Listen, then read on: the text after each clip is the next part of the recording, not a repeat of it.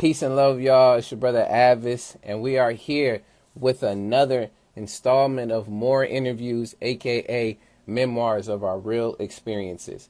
And for today's interview, we have the creative and just all around artistic great poet.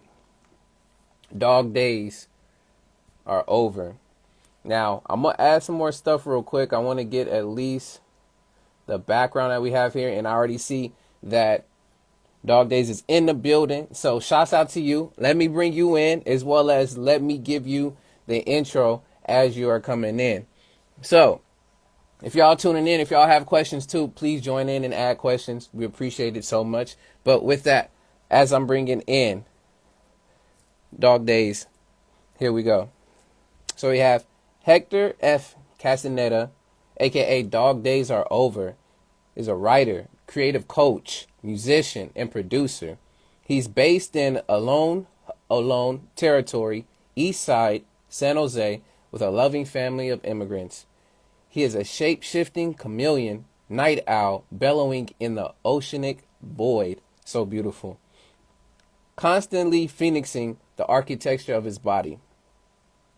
His multifaceted performance features an intuitive, decolonized blend of poetry, song, and music to invoke divine, alchemic messaging.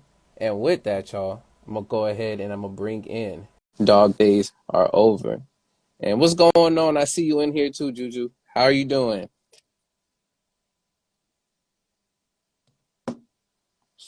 And as I was going too, I was trying to play something in the bag, but Hey, yo, hello.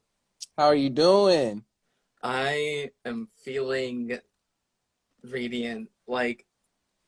Just a lot of things are aligning in my life. Hello.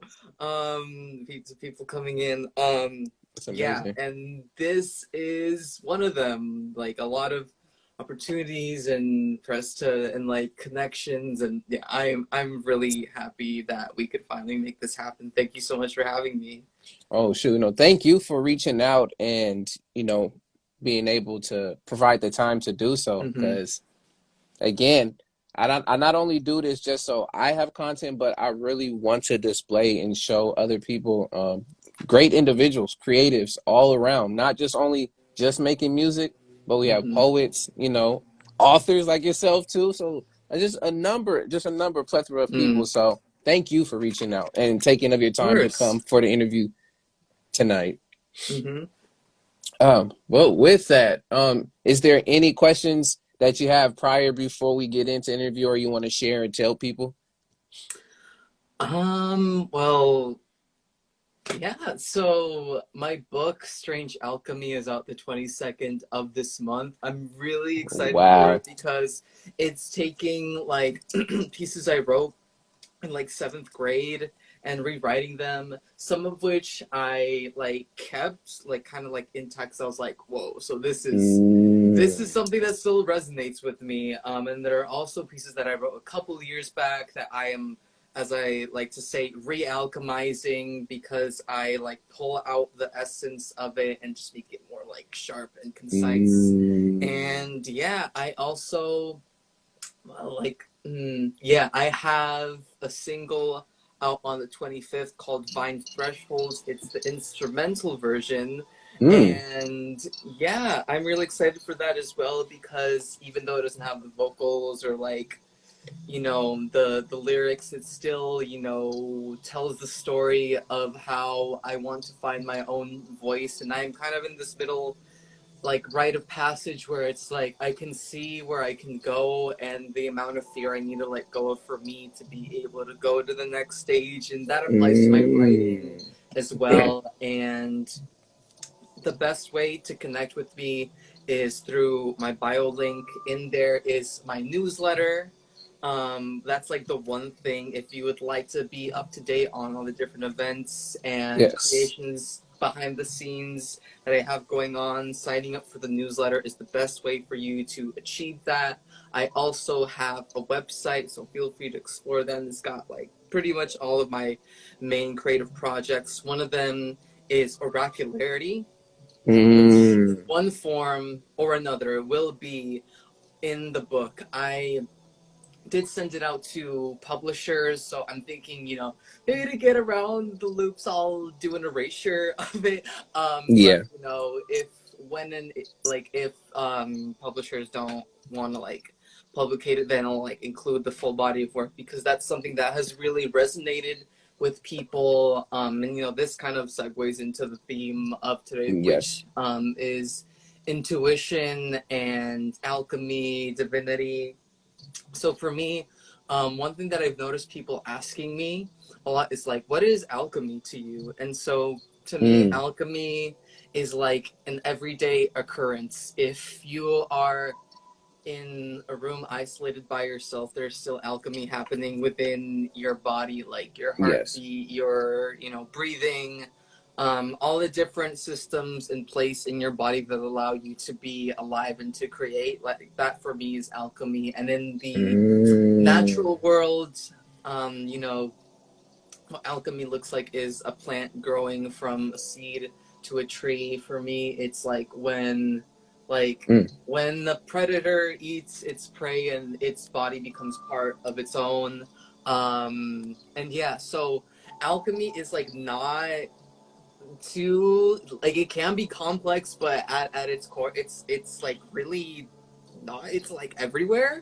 I like the idea of like that magic is just like everywhere all the time, and some people call it science, biology. There are different ways to approach Yes. it, and the way that I have been approaching it as of lately is through the framework of alchemy because I feel that that resonates most with me as someone who is again like very intuitive, and I have started to like really consider myself an alchemist. I don't have like potions, I don't have like a magic wand, or Yeah. like you're not gonna buy me a Hogwarts or any of that, like, or I don't have like a broom that I'm riding on. It's Yeah. just like alchemy can be as simple as me, a pen and a piece of paper, or just me on my computer, me creating music and poetry and all these things. And so, Yes.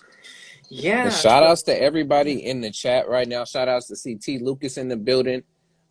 He also is doing the stream. Shout outs to we got Casepedia in here as well as Freshnit.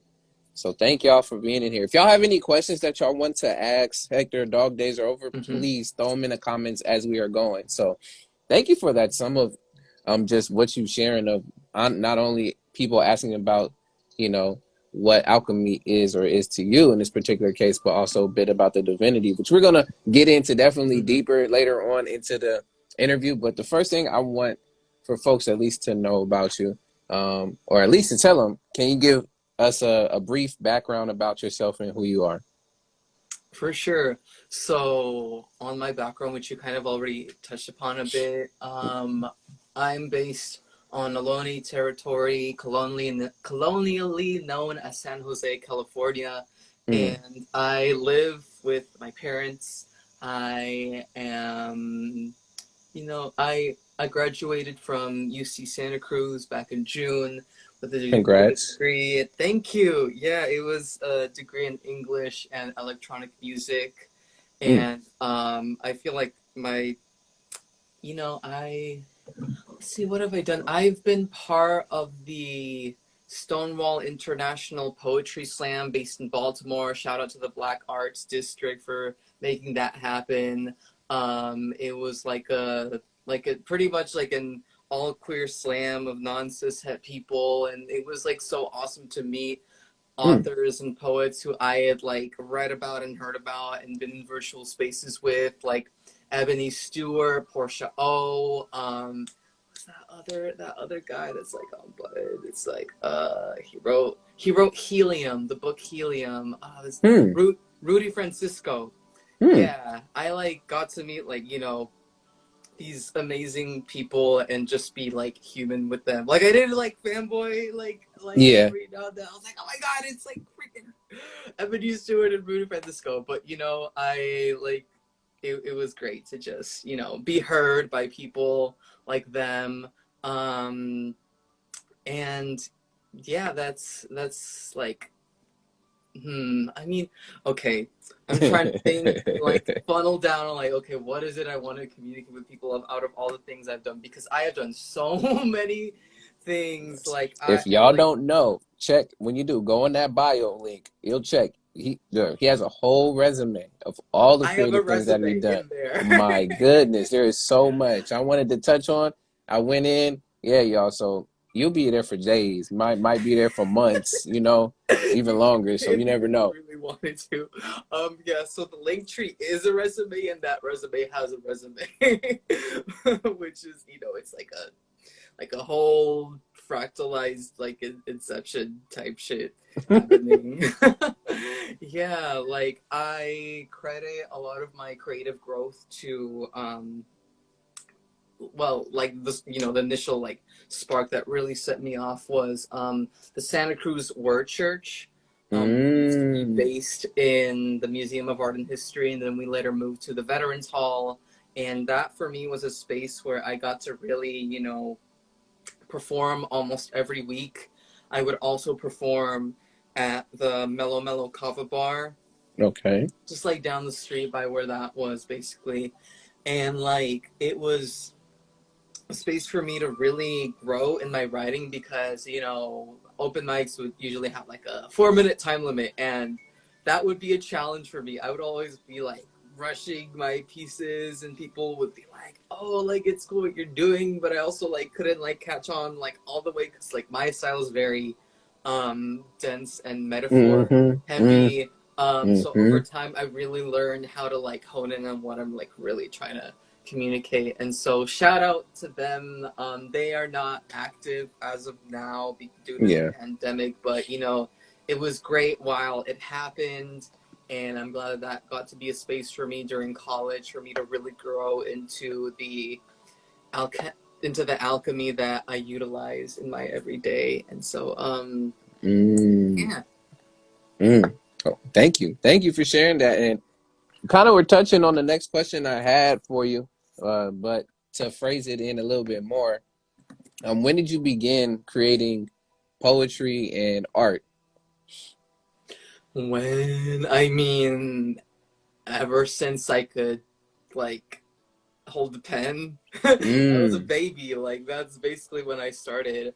Like, I would just, like, scribble and doodle a lot. My first ever um experience with creativity was drawing. I remember seeing this video my parents would show me of me as a baby, like, and I drew a dog with like 10 legs. interesting. Like, Wow. that was like crazy. Like, how would I think of a dog with 10 legs? Like, I just think kids are, like, so, like, already, like, so raw and creative in their own way, and, Agreed. for that to be facilitated and nurtured by parents and by education can, like, really transform children's lives. Unfortunately, it's not the case for most of them, but, in those cases that it is for people like me, even though I did go, through the whole educational system, I always held on to this sense of, like, there's this untouchable place within me that is so, like, close to me that nothing that ever, nothing that I am put through will really change that. I'm Mm, always changing. I'm always doing something new, switching up my style, but, that's on like the edges, and, in the core is just, that constant power, which I love seeing other creatives tap into that, and a lot of my favorite mm. authors and poets and musicians are those people that are, like, willing to go there. Yeah. Wow. And look at you already. I guess you kind of know what these questions are already before I even jump into it. It's just great segues. So the next one I had for you is because you're talking about, artists and them being able to channel that. So my question to you is, what do you do to channel your creativity to produce your art and poetry?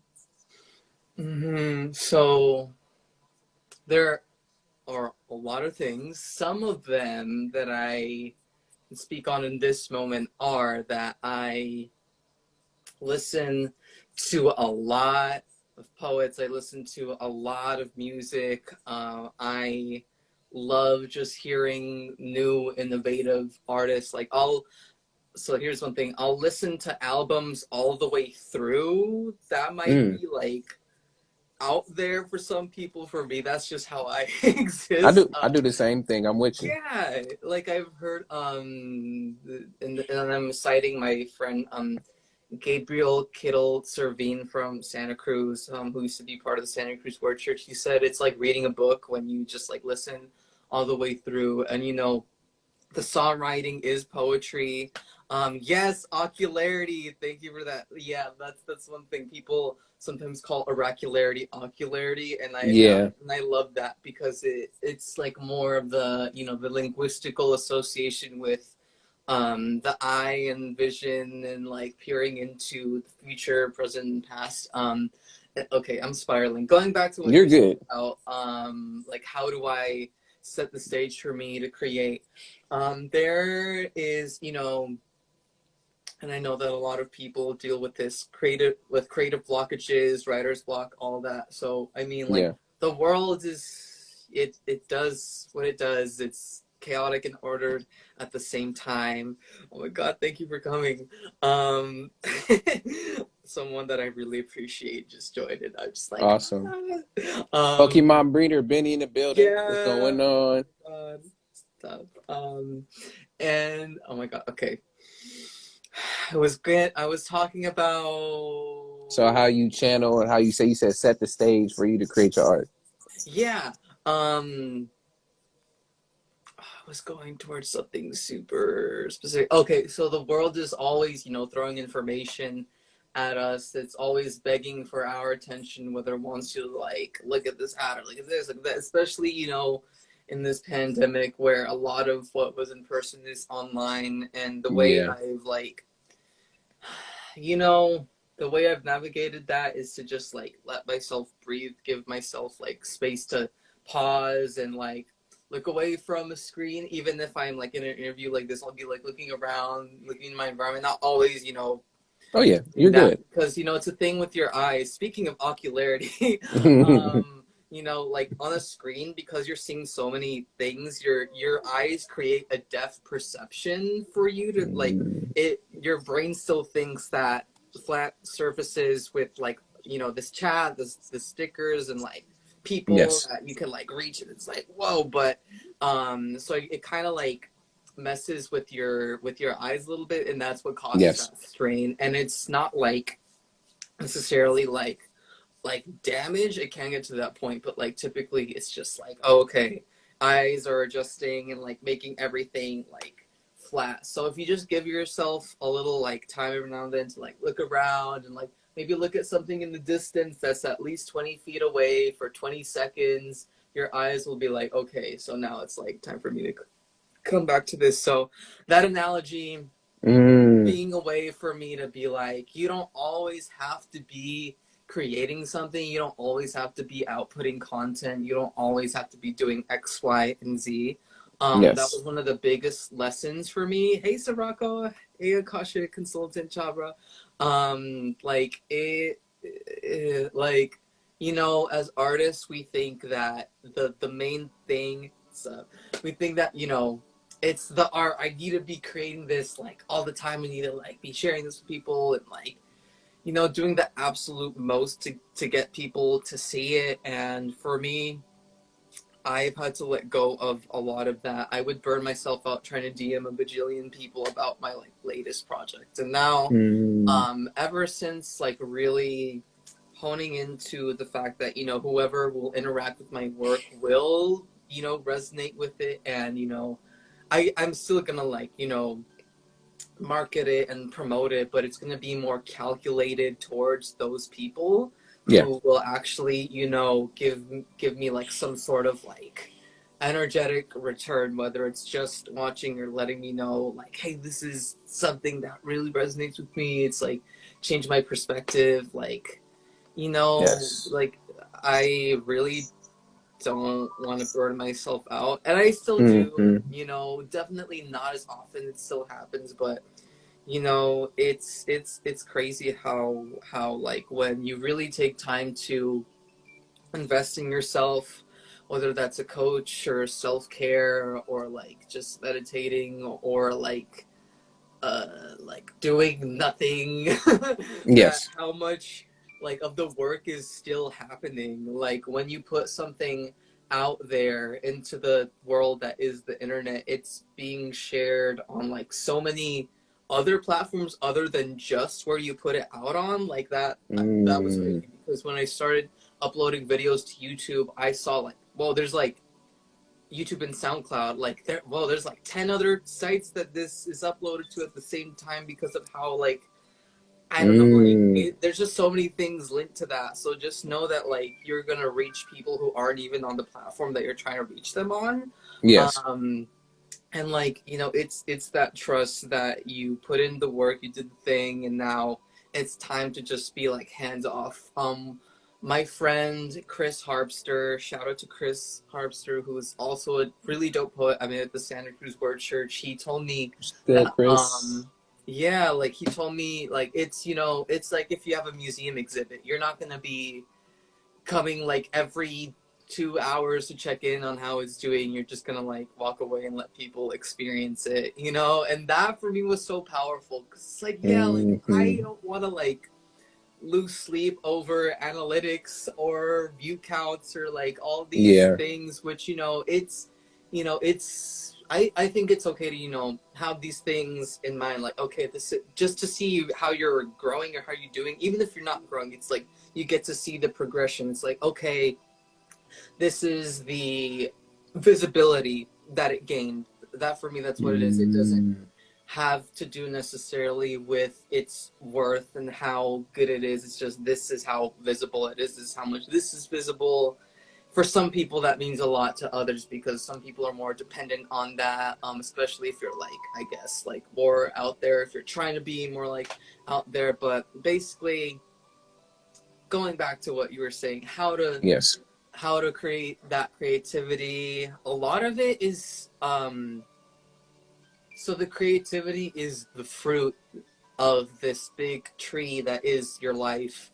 Yeah. You're not gonna always have fruit. You're not always gonna be in season. You need to shed those leaves. You need to prune. You need to like get better fertilizer. You need to compost.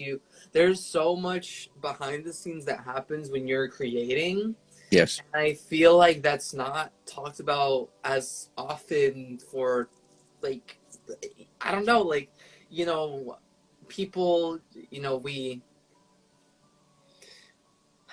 for a lot of artists, all of that you see is just their content, and occasionally behind the scenes, um but even when it's like, oh, I have a behind the scenes video, this that, it's Yeah. like, what is behind the scenes? Like Yeah. what did you have to do to meet this person that's like doing your makeup, that's filming you? Like, how did you meet them? Like, what is the mindset you had to be in for you to be able to even approach that person? What is the mindset that you had to be in that so that you could create this so that it could resonate with people? There's just it's like, if you really root down into like why you're creating these things and you really Yeah. take the time to do that, then that like all of your creations will come into fruition. And maybe it won't be view counts, maybe it won't be a bajillion people liking your posts. It can be that you change someone's life and they might never tell you about it.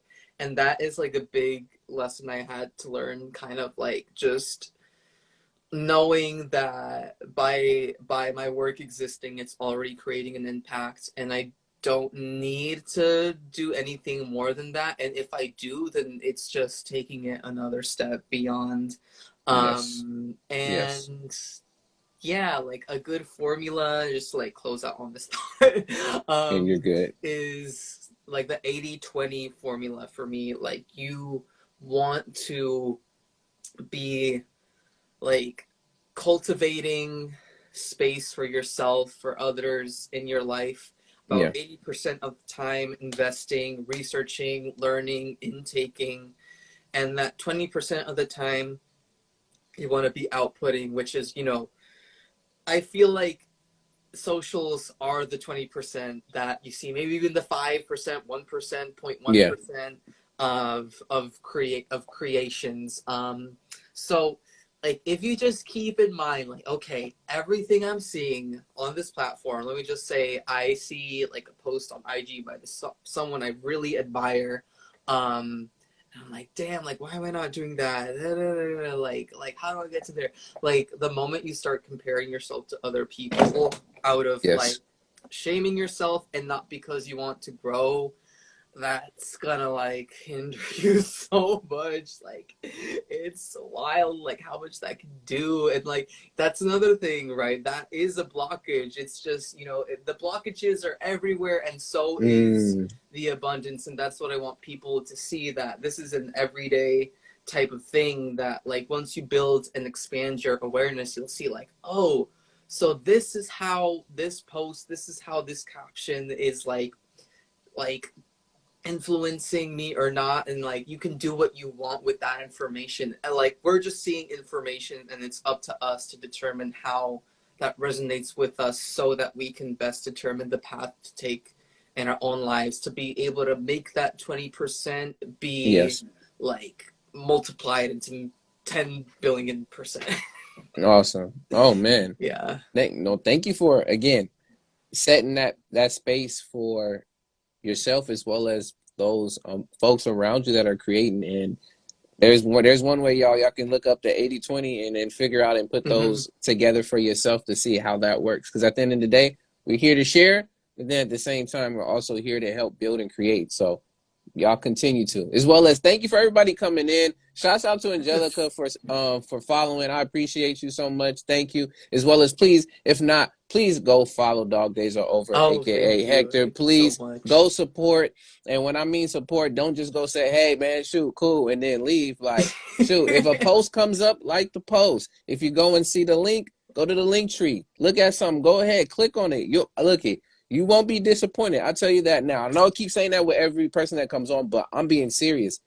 You have a very extensive resume, as well as there's things there that I definitely resonate with, and there's others that leave me, baffled, but in a good way, as in like, Hmm. yo, I don't even know how I can even describe this. Like some of the stuff I can even get to describe. But y'all, please don't also go and check out Dog Days Are Over, which the next question, and I did a little bit of somewhat of research, a little bit on you, but not that much. Um, when it comes to your name, I heard from a podcast interview that you did with Tizzy and Wayne Coffee Oh Show. shit, you listened to that? Thank Yeah. you. So, because I was interested, because people probably looking like Dog Days Are Over. So when I saw the inspiration behind the name, listening to it, you said that it comes from Florence and the Machine song "Dog Days Are Over," Hmm. and what you said about why that song also resonated with you so much, it says that it has this feeling of arrival, birth, and joy, and that's what you wanted to embody with that with the name that you have. So if y'all don't know, go check out Florence and the Machine too. Yes. I felt like I've heard the voice before, but I didn't know when I watched it. I was like, yo, Yeah. it felt good. So Hmm. my question to add to that is, since you said you wanted to embody this feeling of arrival, birth, and joy, in the song, in that name that you carry, what have you done so far to embody that symbolism of your name? Hmm. I know you have your That's full resume, but to yourself, okay. what really have you felt that you've used to embody that?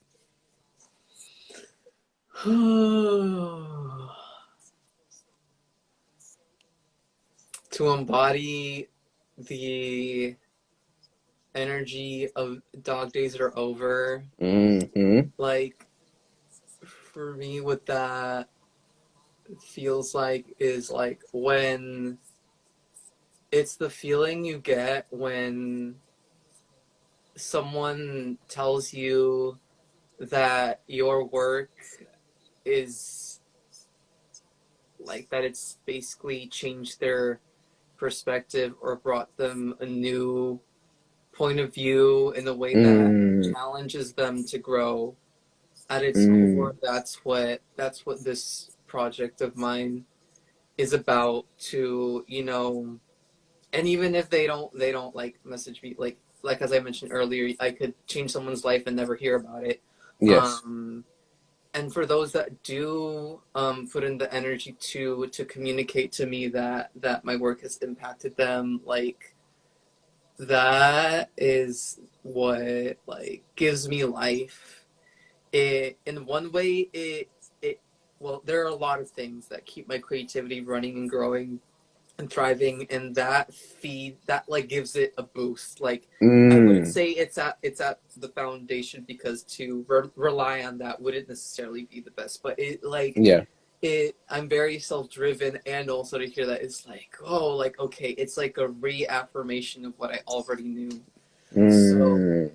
you know, at the end of the day, with my bajillion different things that I'm doing, that's all I want to do, is just like let people activate their own creation. It doesn't have to be creative, it doesn't have to be music or poetry. It can be like if I reach someone who's a teacher, Yeah.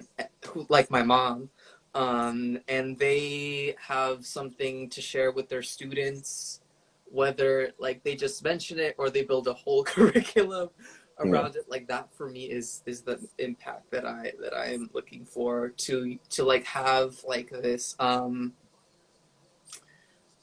to create this multiverse that it like there's so many ways to navigate it. Mm. um but no matter which path that anyone takes, it will leave them transformed, and that may be uncomfortable, that might be joyful, but my mission is just to Mm. activate. Like it's just like Mm. boom, like that thing was already in, like I just pulled something out of the collective unconscious and like brought it to the conscious, and like it might look like I'm pulling this out of nothing. And sometimes I do like pull things out of void, but it's still a place, it's there, and I just want people to expand their like to expand their ocularity. Yes. Yes. Wow. Just to bring it back to that again, if y'all have any questions, please throw them in the comments. I appreciate y'all. Some folks are really resonating with what you're saying, as well as yes, again, thank you for being here and sharing your light and time.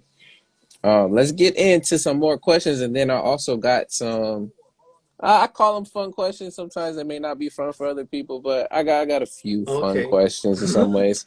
One thing I wanted to know, on top of again, you not only just being a poet, but just an all around creative. Specifically, I came to see and hear some of the poetry. Going to different open mics and just hearing from other folks. I mean, shouts out to Kunden for being in one of them, and then I pop in and I end up seeing you and a few others in there as well too, like Mm, Tanish and yeah. also I think AJ words spoke as well. Hmm. So shouts out to Kunda and everyone there. I wanted to know, what was the first poem you wrote, and then I Mm. have the second question after that, but I don't want to confuse you just yet. So the first one is, what was the first poem you wrote? Oh my god. If So you can like, recollect. hmm wow, that's taking me back to like sixth, seventh grade. Mm. Wow. So like my earliest memory of a piece I wrote,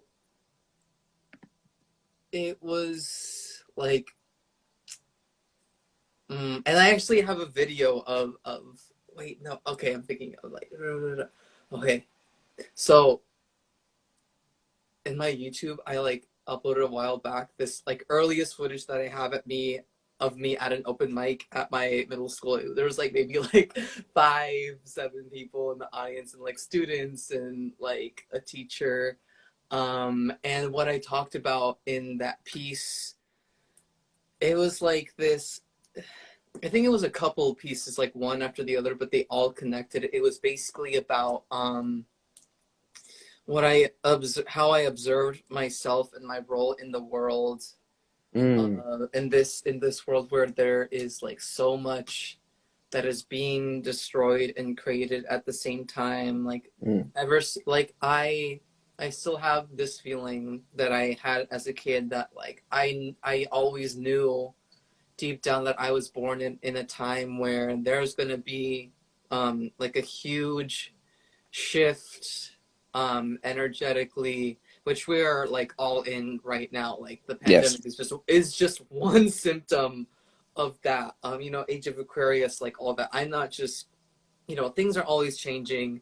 That's just a given, but specifically for this moment, you know, what I talked about in that poem, that one of the first poems I ever wrote was basically being like, it was me witnessing the world around me and being like, God, like, what can I do? Like, there was this sense of like desperation, Mm. um, some hopelessness in a way. And like, and when I say hopelessness, I don't mean that like I like feel like I can't do anything.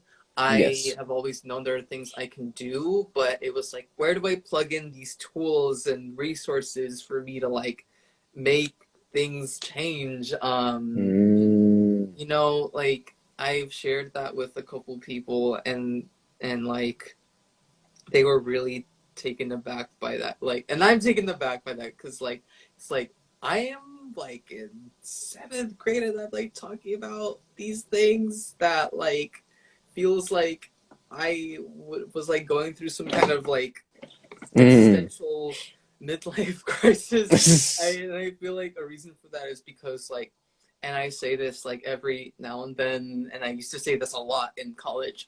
I feel like I have lived many lifetimes in this Mm. lifetime, Mm. you know, not even counting the ones that might have been before, like this body. Like within my body, I feel like every few years, maybe like 5, 7 years, there's this huge like renewal, and that can happen in smaller ways across weeks or days. And you know, everyone goes through that. For Yeah. me, the way that I have been able to call it that is because it just feels like so like okay,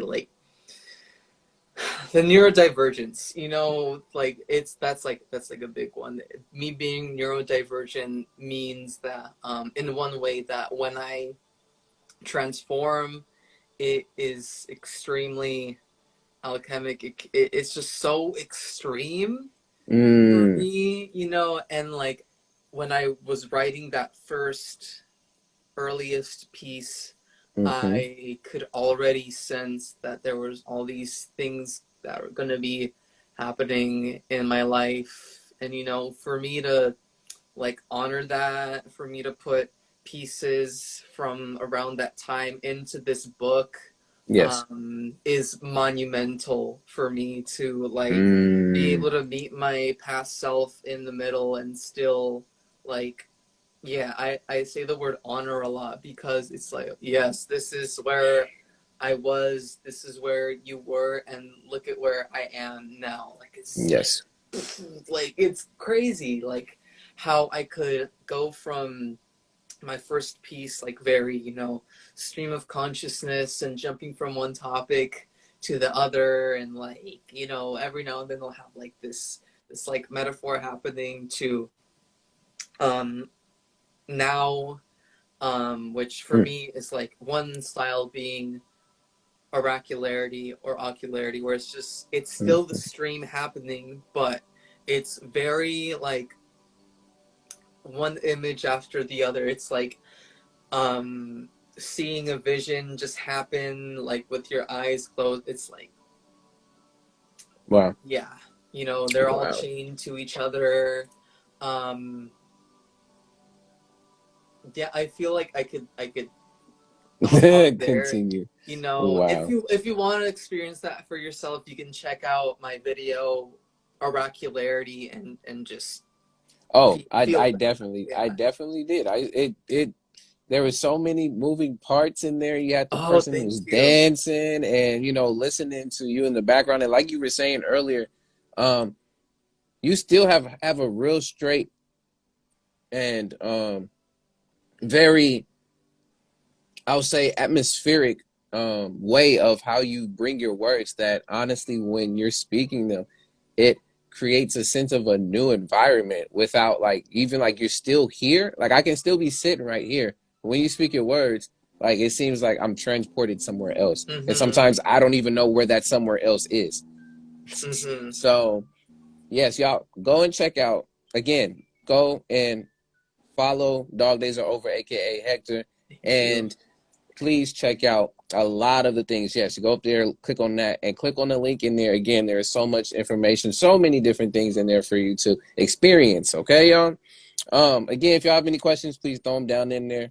We're, very grateful for y'all to come in and spend time with this. Again, this is more interviews. This is memoirs of our real experiences. And we're getting some real experiences and some of the memoirs from Dog Days Are over here right now. The next question I had right after the one for I told you about the first poem you wrote. What was the first poem you read? Oh. I mean, like, oh my god, going even farther back than that. So that piece was like one of the earliest that I remember that I wrote, but like I know I read before that. Like I can say that those two were like one and the same. That this is just me citing my memory, like my earliest written and earliest performed, like both in one. But like Yeah, if it's the I earliest read, what is if it's hard to think about the earliest read, what is one if not more recently than that you've read? a recent one. If again think of the if I mean if even if the earliest if you think about it, be like it could be somewhere in high school if you remember one like I'll say Oh, most memorable one then. I'll say a most memorable oh, okay. poem that you read. Most memorable that I read in high school. Oh my god. Okay, let me see if I could like visit that time. So I'm like,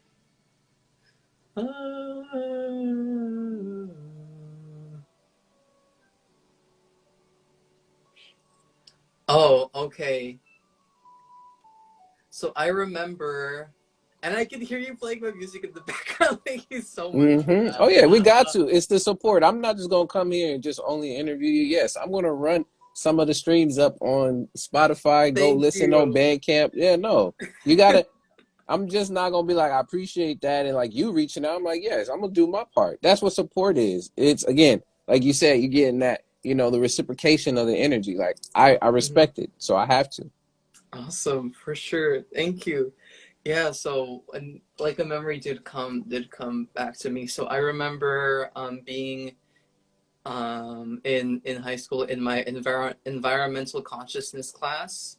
I was like, okay, first thing, I was really lucky to have that class because I had a teacher that was very invested in environmentalist education, and he had the vision for a couple of years. It Mm. was a club before it was a class, and I was a part of that club. That club changed my life. I read The Story of Stuff by Annie Leonard, and that's a whole story of its own, but basically it was so transformative, kind of traumatic, but it was a huge wake up call to where I am now. Feel free to read The Story of Stuff by Annie Leonard. I highly recommend it. Mm. So, on that memory, I remember being in front of my high school on a field of grass in a circle with other students, and I read, it was like part of an assignment. I read this piece called Remember Dirt. Um, Mm. and it was basically aligning like history and ancestral memory to the soil and roots and environment in the way that was like a call to reroute. Mm. This bottle I have actually has like if you can see that it's a Wow, kombucha bottle. It's a really amazing image, and this is it is. basically that piece for me. And this is a lot of what I like to do. It's just becoming that system of roots and branches and networks. And so that was what Yes. I did in that piece. It was like, no matter where you are in life and where you like if you're an environmental activist or not, like Yes. you can just go outside if you have access to, you know, any kind of soil. You can just tap into the energy beneath our feet, even if you're in a concrete jungle, because I know that that's super real Mm, for people who are, you know, have been redlined and racialized and all these things. yes. No matter what they put in between you and the soil, like it's still there. We all are on this earth with its core like spinning itself around, creating these like tectonic plates in the soil and like all this. Like I am a huge advocate for um separation being an illusion, Mm, as many things are. mm-hmm. Um and you know, there's a flip side to that.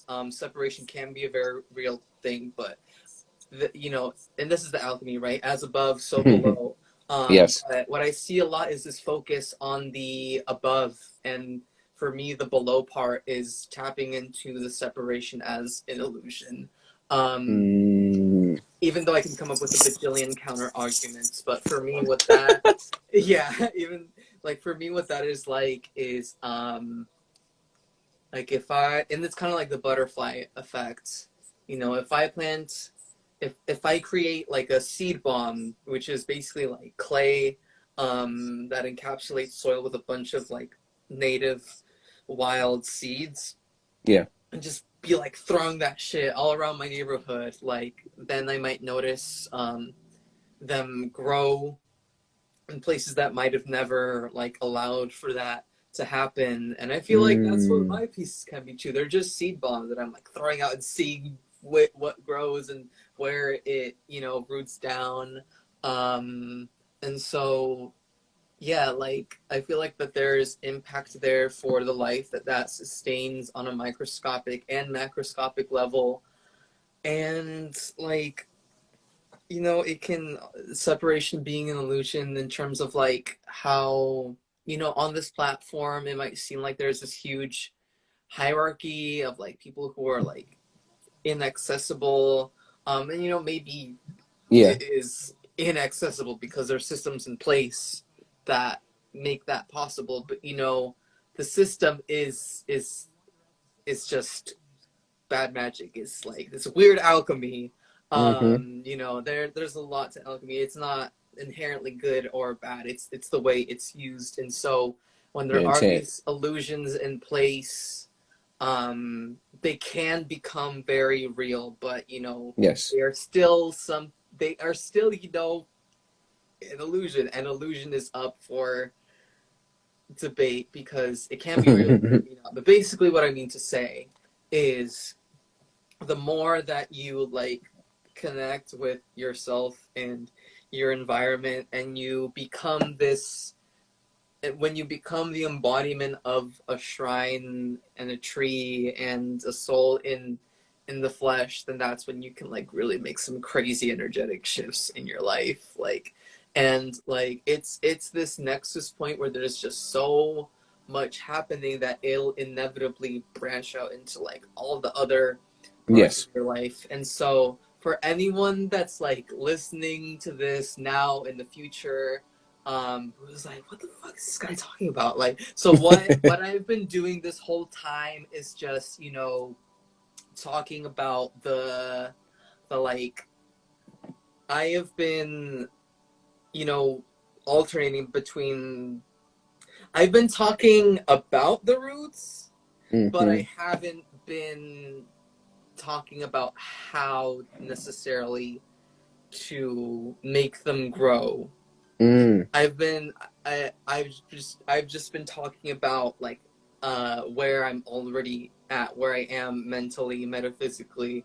So if this is something that you would like to dive in deeper with me, mm-hmm. um I am a creative coach who provides alchemic and dream work writing workshops one on one, alongside a bunch of other services such as writing, editing, marketing, branding, all those things are in my link tree in my bio. And it's also in my bio button on my IG.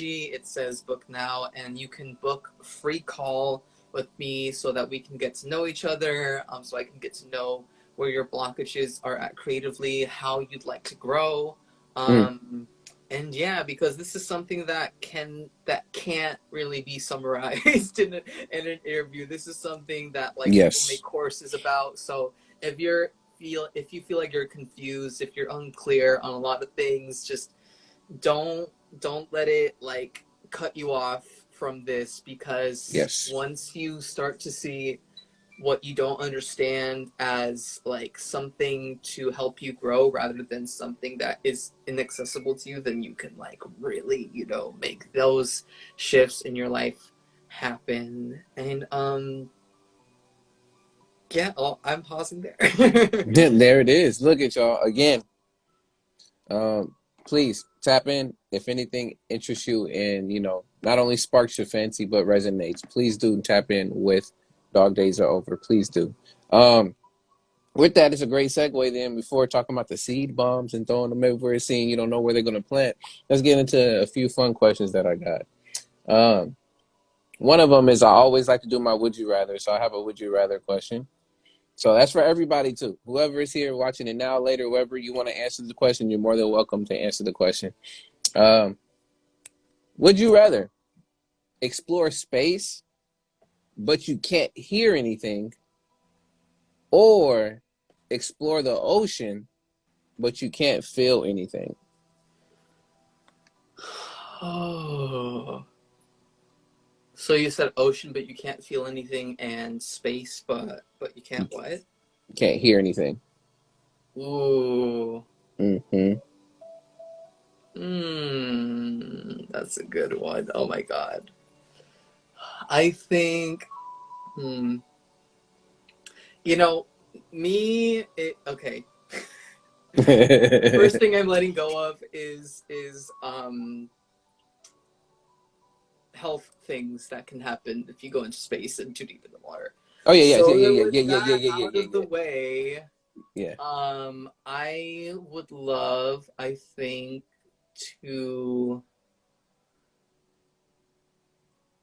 I think I'd want to go into the ocean, because I feel like that's a galaxy of its own. There's so little that we know Yep. about the deep ocean. Like, I'm not sure if anyone, I the Mariana Trench.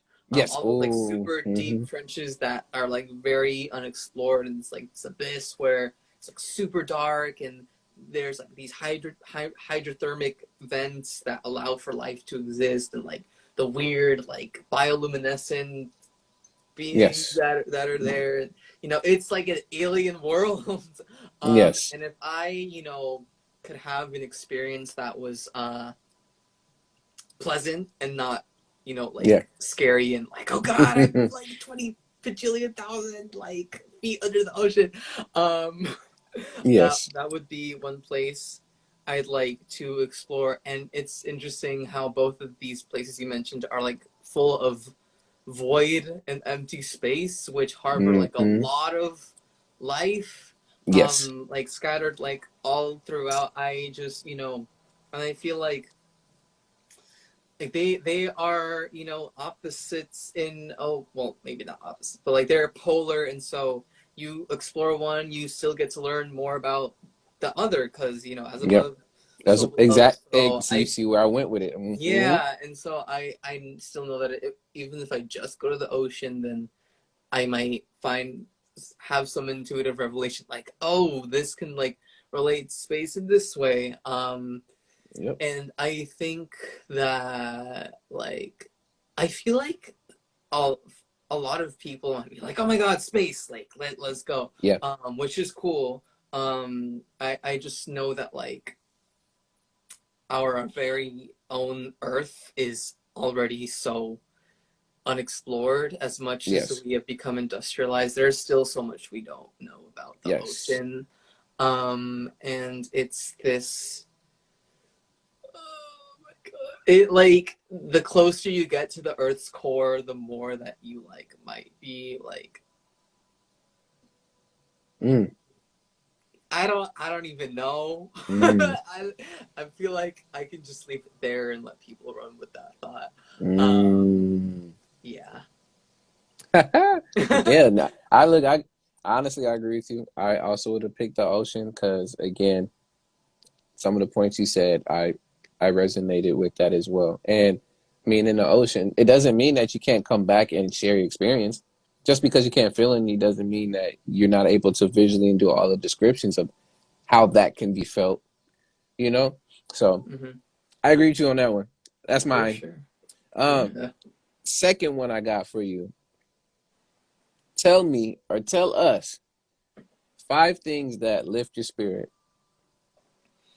Hmm. Five things that lift my spirit.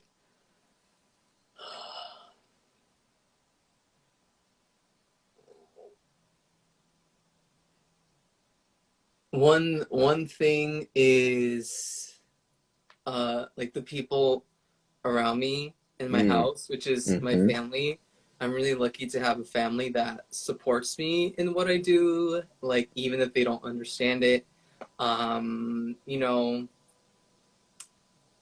Awesome. yeah, like as much as there have been misunderstandings because of how like I think and create, um it's still something that they support. Yes. And if I share something with them, then they'll listen.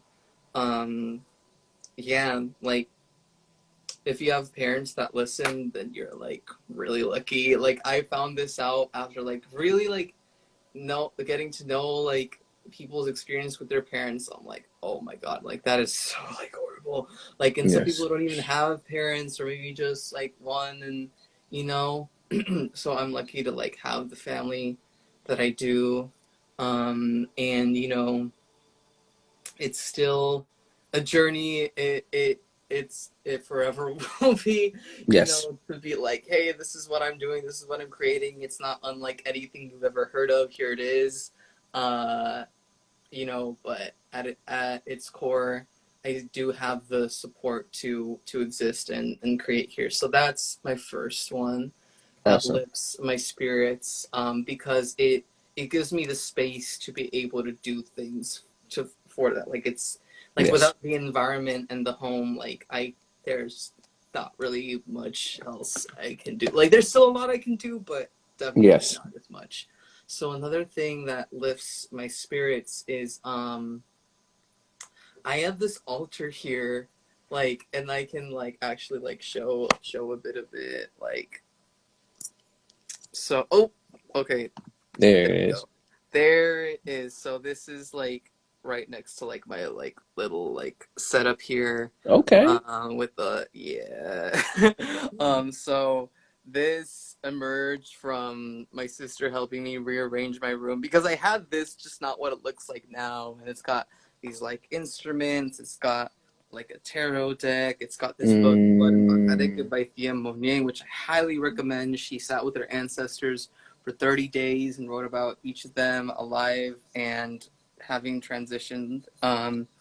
These are, what are they called? Alebrijes hmm. from Mexico, and like they're made out of, I think, Palo Santo or some kind of sacred wood. And Road. Okay. yeah, I feel like just the visuals themselves like communicate a lot. Like Wow. I got some like little herbs and crystals in there. I got this like Mm. drum and like Oh, you have one thing. too? I like that too. I have a tongue drum too. Yeah, I love those. Yeah. Mm-hmm. So that is the second thing that lifts my spirits just by it being there.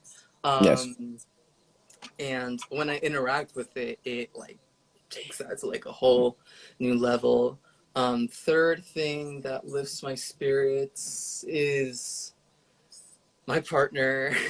Mm. Who like passed by not too long ago. Um Yes. and like yeah, Yeah, because like they're another person who is just always there supporting me and like Yeah. listening to what I want to create. Like, um, he is he considers himself not creative, but I like whenever someone tells me they're not creative, I always, you know, come up with something just like, what was this you're doing in your life? Yeah. You think that's creative? He's a Twitch streamer. Nice. His okay. His username is Chill Gamer Benny. So if you all like video games and karaoke, you all should definitely give him a follow and check him out. And I just have a lot of love for him because, like, you know, even though he doesn't have the same experience that I do as a creative, his Yeah. input is still valuable to me because, you know, you still want to reach people who like don't create the same things you do, Yeah.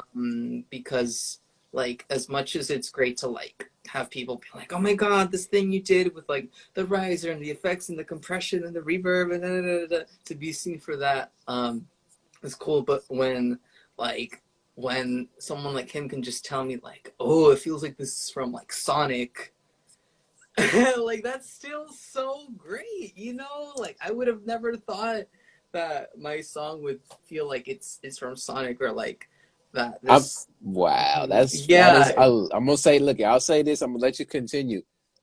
Seedlings on part 1 and 2. If Oh my y'all god, go and check that out too. thank Um, you. I will say this. There's tracks on there that literally did have me experience different types of emotions. But one thing that I did notice is a few of those tracks definitely did remind me of like some honestly some video game type stuff. Like there's some Yeah. boss levels in there that I hear.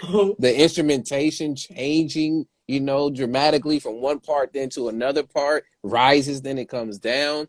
One of the tracks at least I remember that really got me was I think it's Wound on there. Wound So or I like wound, Wound, whichever. the Yeah. Wound. Yeah, well, look and see. That's what I'm saying. These words, English, again, but Yeah. Wound. But that one really definitely touched me. I liked the tempo and the whole vibe throughout, the whole playing of it. But yeah, that's funny that someone spoke on that because that's what I got from Seedlings is 1 and 2. It's just it had that feel. You said electronic music, so it makes a lot of sense. Mm-hmm.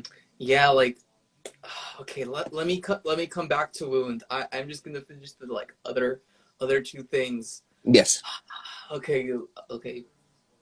Wound is on the back burner for now. So four um is food because you know as an earth sign Taurus sun, I you know even that aside, I just love food like and I credit my Latinx heritage for that too.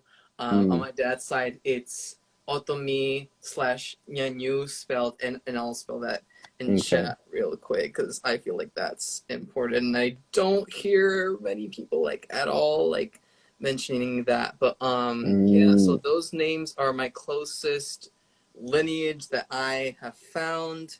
Otomi is the colonial name. Yanyu is closer to mm, the you know the more root of it, but I include both yes. because you know that is how they exist, and I want to honor both of those. And so for me, food is like it is the lineage for Mm, me that brings sustenance to everything I do because like you know a lot of the meals that we have in Mexico are meals that have been passed down for generations and generations, like through it to and through colonialism. Like there's still like rice, beans, and squash, and like chia, and mm, like what's another one? Maca, okay. quinoa, like you know all Mm, these things that are like ooh like new fancy superfoods for like $15 like a cup of like a smoothie or something like that shit like has been a thing forever. Like you know and like I you know on one hand you know despite the spiritual bypassing I'm glad that people are reawakening to food as like this embodiment of just being, and like, you know, how they are stories too. Yes.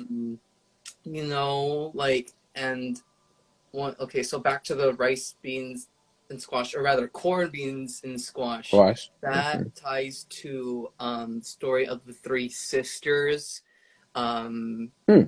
I like I forgot like the actual story, but basically the story comes from the fact that corn is, it's tall, it just like sprouts up like that, and beans can grow as a vine like around the cord, and it gives it like a place for it to like hold it on to, and the squash helps with the nitrogen in the soil. It's like very like, it just covers the Hmm. ground, so you just kind of, it's like you have this antenna kind of thing, Mm. it's like that energy source, all that thing.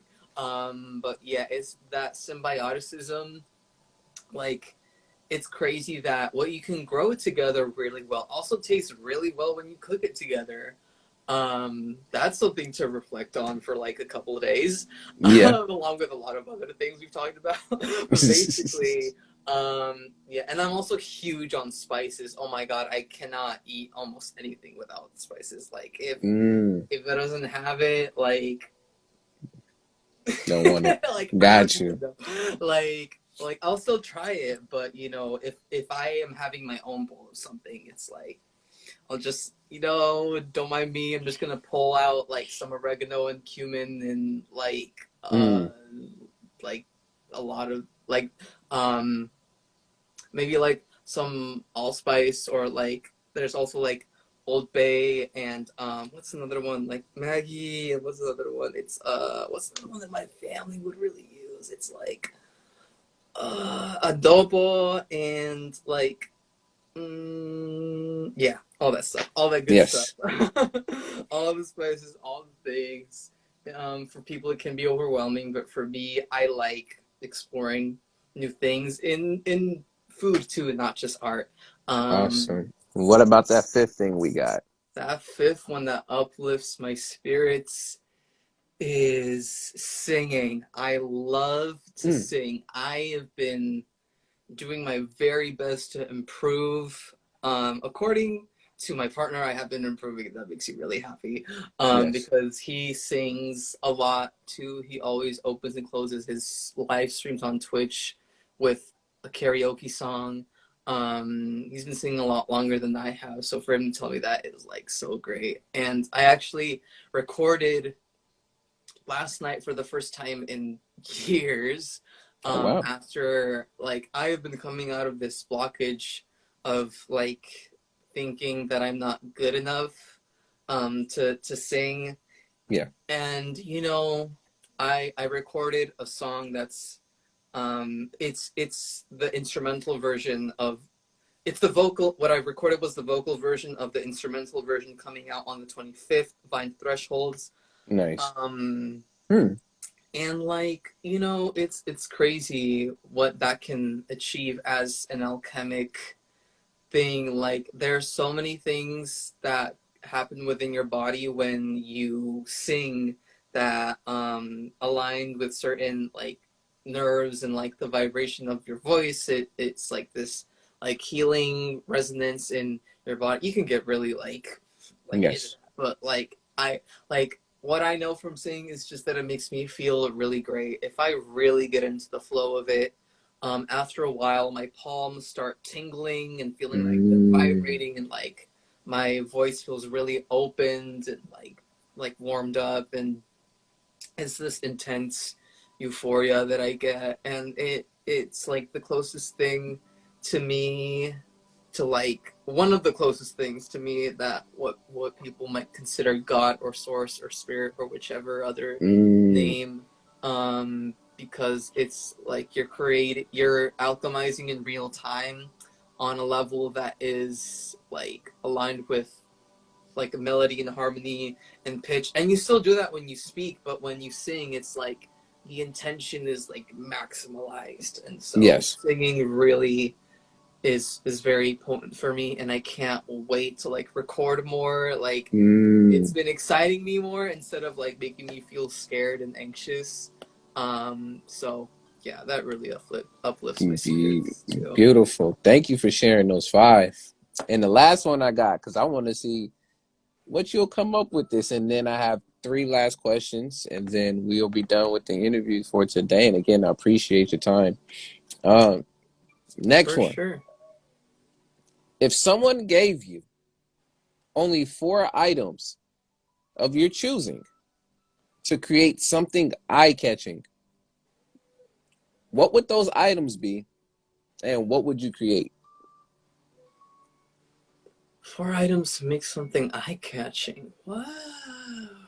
Any four of your creating. It don't matter if you end up asking for something that's like $1 million, whatever. There is no list of your choosing. What would you do to create something that's eye-catching, and what would you create? Are those items?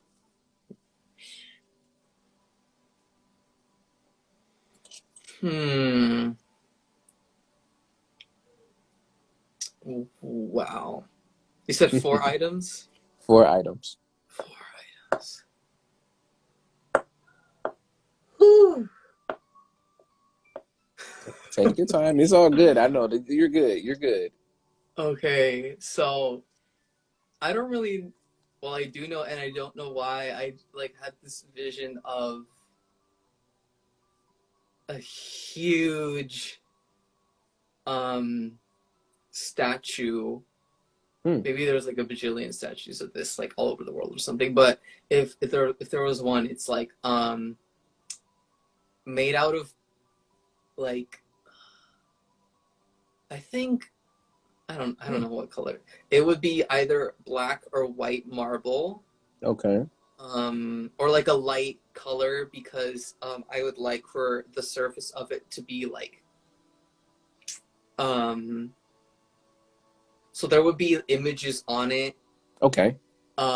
like either a projector, so the statue and the projectors are like two things so far for me, Mm-hmm. um, or like like or the statue itself could be a screen or Mm. like a hologram, I don't know, like with just like a lot of different colors and shapes and words just like Okay. happening like all at once. So I guess getting into the third one, it would have these like huge speakers um Mm. that would be placed in a way that if it would probably be placed in a hexagonal pattern Okay. around the statue. So it's like a surround sound experience, and you can just like walk around and hear different sounds and different like Wow. ones. Like it might be that there's different pieces happening on different speakers. It might be that there's one thing being played by all the speakers, but each one has a different part of it. So maybe the vocals Mm. are like on half of them, and all the other things are on the other one. And maybe there's more like bass over here and less over there, and maybe there's like some Mm. birds singing like on these other speakers. So okay, that's three things. The fourth thing that it would be kind of like this all-encompassing multimedia exhibit out in the open Nice. for people to just walk by and experience. Wow. Okay, before I so a little more about the statue. It would be, I mean, it might look like something. It might resemble me, but I don't know if I want to be the statue. Got you. It would be maybe the pose could change, but the pose I had in mind was like um something like this. And Yes. I'm just putting it to the screen because it would like actually be like this, but you wouldn't really be able to see that. So Mm. it would be like, yeah, that I'll leave that up for interpretation. Woo. But the fourth thing You said it that would be. You would said it would what be outside that multimedia. Like you said it was a multimedia art gallery outside. That's what you said the fourth thing Yeah. was. Uh-huh. And like the fourth element in that would be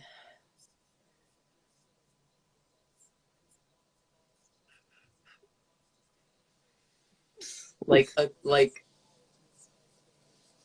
we there would be a schedule where people people I would hire people.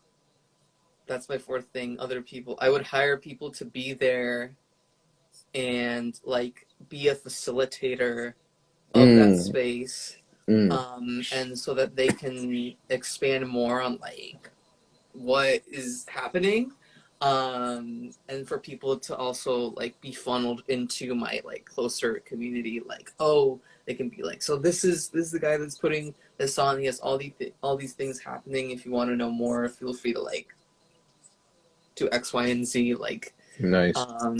it kind of sounds like, oh, I'm just gonna like plug my newsletter, but like for me it's like more than that. It's, like I'm introducing them to my world through this, and for them to be part of like community events, and like, so I would have other people very well paid, like like Yes. I want these people to get paid their worth for something as monumentous as this, since we're like imagining very freely. I would definitely want to be there as much as I could, Yeah. um and I would also want to make energy for my own life and other creations. And so maybe it'll be like, oh, like I am gonna be here on these days. It's kind of like this keynote thing where I like, if you like look over here, you can notice this detail and that detail, and this is what happens, and like maybe like this is kind of going Wow. beyond the four, but maybe people have like this. Maybe there's some kind of app that people could use to like, or like maybe they can use their camera and like have this like AR thing that's like, whoa, so now you can see other things happening that are synchronized to the sound, Ooh. and like, okay, yeah, this is something I've never thought of. I'm just And look, thinking you this now. again, and you've already, from just at least from my own personal perspective from it, you've definitely explained something that to me is very intriguing and very eye catching, because just even visualizing it, oh man, wow, that's, I think it's dope. This is really Mm, dope, mm-hmm. man. But mustard, I mean, keep that if that's something that just from this that you just thought about, just keep that and continue running with Definitely. it. And you can let me know later on what has that continued to grow into, if that's where you want to keep taking it. So Yeah, I got my last three questions for you, and then we'll be out for this interview. Which again, appreciate your time. I always appreciate everyone's time, because that's something to me that is very important that you can't get back. So grateful for you sharing your time and your energy with us. thank you. Um, we you touched on it earlier, but now I want to make this the focal point. Tell us about your poetry book. I saw that this is the second edition, so Yes, I want to know what can we plan to see from reading it. for sure. So what you can expect from this is like, basically, even for people that do have the first edition, which is like a concentrated amount of people that I had in proximity to my life at the time, because since it was like self-published and everything, like I Mm-hmm. would love for even those people to still, like be part of this, and anyone who does have the first edition will have access to this, like, and you don't Mm, have to like go through the payment process or anything, because I see my works as like ever expanding and growing. So if you already have the version that is known as rewritten, then you'll also have access to Strange Alchemy. And so for people that are just now getting to know my work, basically what you can expect is like, hmm. So I'm gonna read like three lines from one of the poems. It's called Self Portrait. It's in mm. there. It's also on my YouTube channel. It's one From of the that most slam. recent Mm-hmm. videos, with dynamic subtitles, so you can like follow along. It's also on the Berkeley Slams Bay Area Poets Unite YouTube channel. If you just want the performance without the subtitles and all the fancy things. So from that piece, some of the lines are: cathedral body phoenixed into moonlit loose strings, I observe this new lunar self-alchemy, new potential mosaic quilt of my every internal resynthesis in silence. How to knit myself and the world back together at the same time. So that's like a taste of that piece. Other things you can expect, and I'm like going more into the like logistical things of the actual book. So the new cover art is hand drawn by me. I traced over a photo of mine and added alchemical symbols to it, like all these other things to it.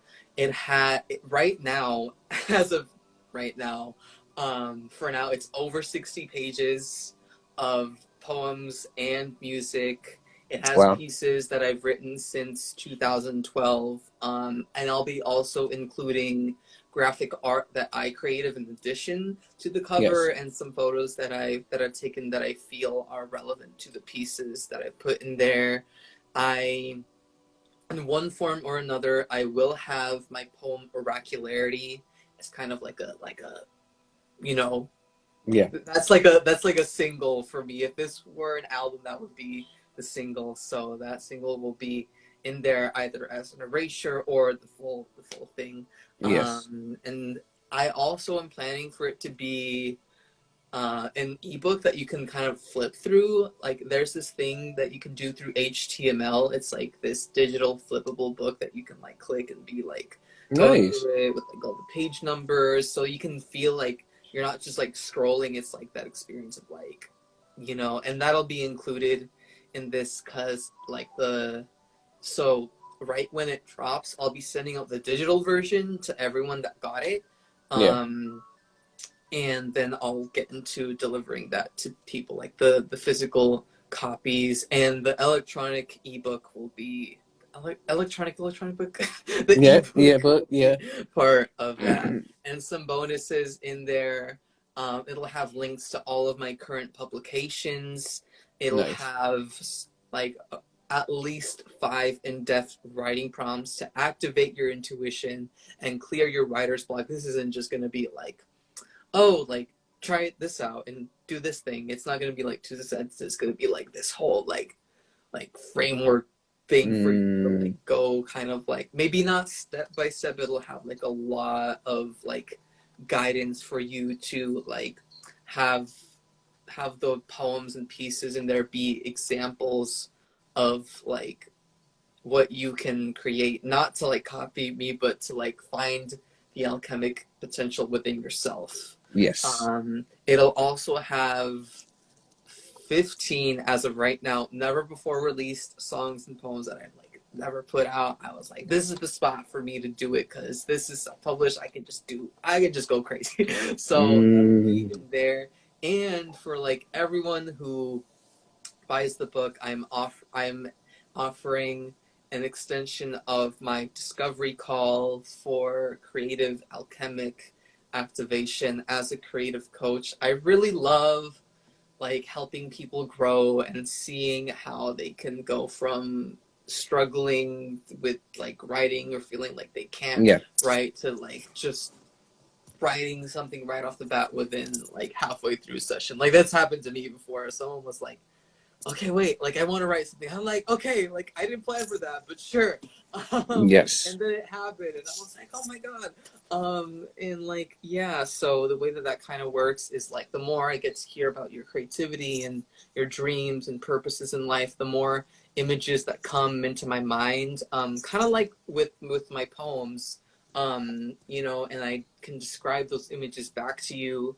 And typically, what happens is those images become transformational for the other person. So like that image that vision I just had with you of the statue and like the speakers and like the people like coming in and out, that is something that would have not have come to me if it wasn't for the fact that I was talking with you right Yeah. now. So that envisioning is just an example of what I can do with people. And you know, it's that those images are not just for me, they're for the other person as Yeah. well.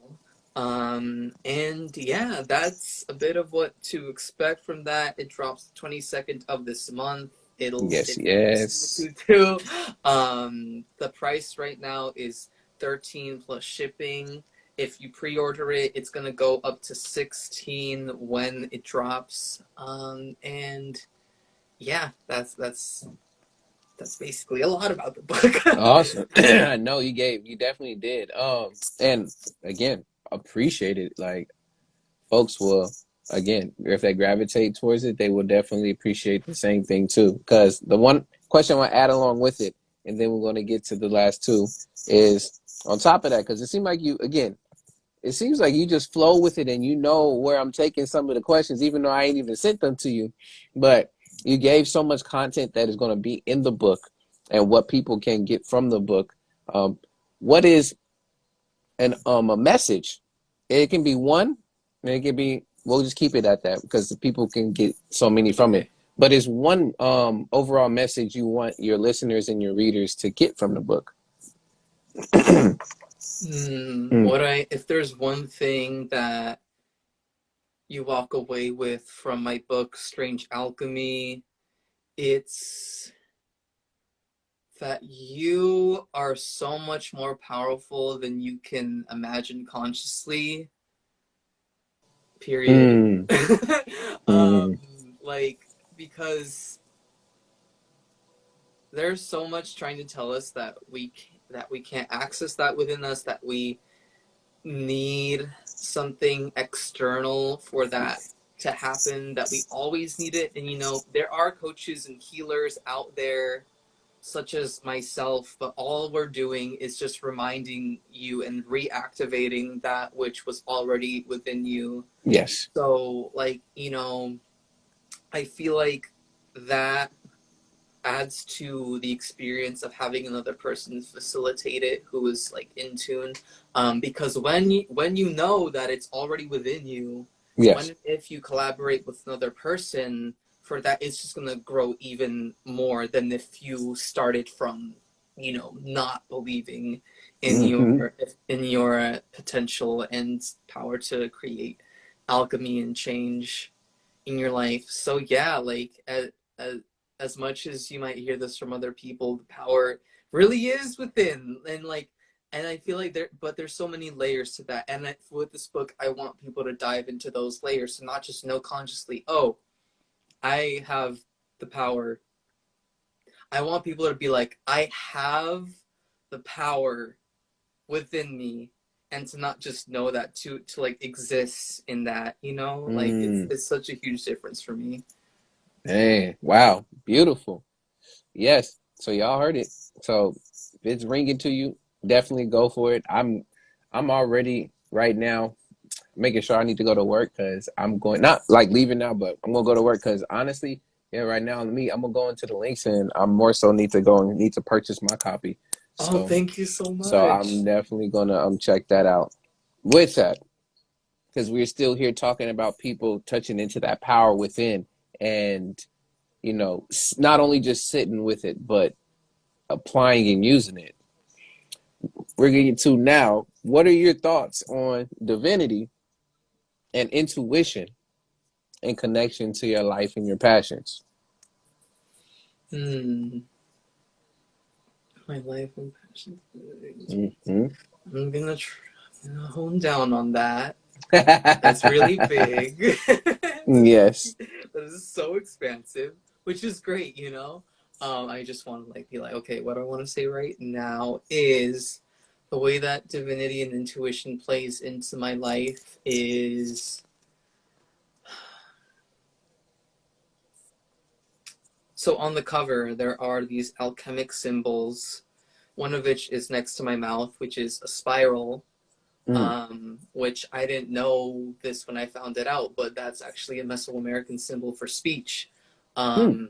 and I've been drawing that ever since I was like in 7th grade, because I was like, I kind of think in spirals. And then I was like, wait, what if this spiral goes back to the center? And that was like all Mm. clicked for me. Like, there was some crazy subconscious shit happening that I didn't even know that is still happening to me. And that's why I use that symbol in like all of my work as my logo. And so for me, the way that logo embodies itself in my life and being is like using spirals as a framework for me to Mm. think and exist and create, rather than something completely linear. For me, it's about combining both to have that spiral and to just be like, oh, over here, over there, that, think about this, and then you just bring it back. Mm. To the center, like how I was doing. Like I was like, oh, I'm like spiraling out of this conversation. Let me go back to what we originally said. And for me to be able to implement that into my connections with people in my everyday life, like, oh, I got caught up doing this thing, I got distracted. Okay, let me go back to what I originally planned. It's like I can, my roots in my mind expand so quickly. Sometimes it's like, oh, one thing leads to another, but like if I can scale it back, I'm like, okay, there's that. It happened. Let me keep this direction going. If you really zoom into the spiral, it seems linear, but over time it curves. Mm. So you still want that line just slightly curved. Not you don't need to curve it a whole lot, just like a little bit. And so yeah, Hmm. that's something in my life that is like a frame for me to create, and like just touching a little bit on a wound, because that I did place that back, and I want to like honor that, and also honor the time and not go too deeply into it. But what I did on wound was I encapsulated my anxieties and fear into sound, Hmm. in a way that I can observe and witness and just be like, I trapped. It feels like when you trap a little like evil creature in a bottle. Kind of, Mm. that's what that song is. But then you see that little evil creature isn't actually an evil creature. It's a genie, or it's like a little wizard, or like something. And it transforms. It's the shape-shifting thing, just as the melodies do over time. And it was very minimal because well, minimal for me, because I wanted to be like this is what my mind can feel like when it's caving in on itself. But I Mm. don't want to like overwhelm the listener. And so, wound is just one example of how that spiral for me can help me like be like, okay, yes, there's this anxiety and fear in my life. Let me turn that into something that can help myself and others. And Wow. that's what I am doing with Strange Alchemy. Wow. Mm. Y'all hear that? Y'all listening? And shouts out to everyone that has and continues to listen, because it's some powerful stuff. And once you find your way into not only learning the alchemy side, but really learning about yourself and what you can bring forth, and you share that, it becomes even more and more potent and powerful. So I appreciate you sharing a lot of that and making it as potent as you do with not only what you write, but also what you speak and, present to others. So before we leave out, I have, of course, the last question. And then I had an excerpt from your one publication in Rigorous. I went all the way towards down at the Yes. bottom. There's something down at the bottom, which I know is basically you describing yourself again, but I love the way that you put the words all together. And I wanted to read that before, if you also would like to share a poem or two, you're more than welcome to For end out, sure. and we can do with the poems. Um, but the question I have before all of this, again, y'all go check out, again, Dog Days Are Over. You got Spotify. You have the Leak Tree. If you're not following on Instagram, right now you're right here. You can go and click, and you'll see right there, Dog Days Are Over, Sure. underscore Hector.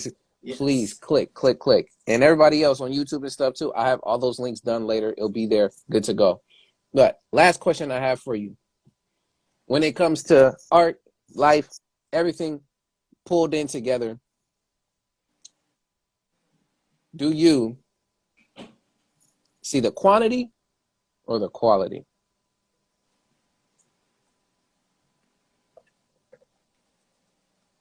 I mean both.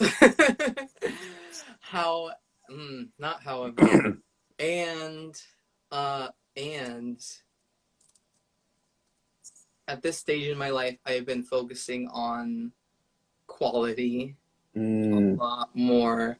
Like I feel like quantity is what is fed to us Yes. on social media and news and like all these other aspects of our life. It's just quantity, quantity, quantity, quantity.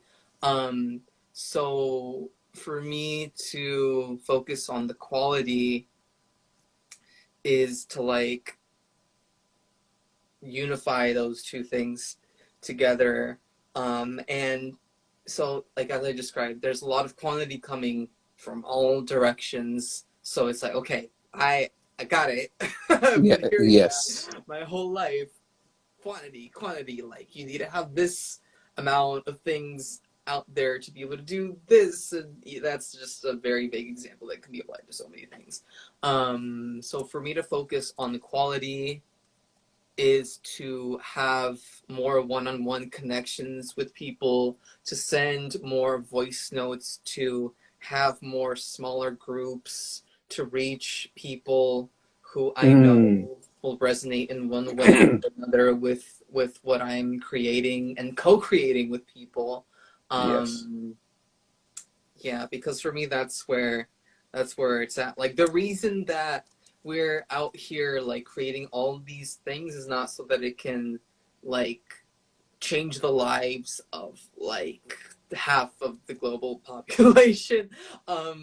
Like, there are things out there that do that, but I'm not gonna get into that. But for people like us who are probably not like a CEO or like some kind of multi-billionaire. I don't know what, but let me. Okay, so for us, we want to reach those like that 10%, maybe even that 1% of supporters who like they will become part of our ecosystem that will sustain us, and whether that's through conversation, whether that's through financial energy and support, whether it's feedback and insight, the more that you hone in on that like concentrated collective, the more like your artistry will like truly begin to transform. Not to say that you have to accommodate like 24/7.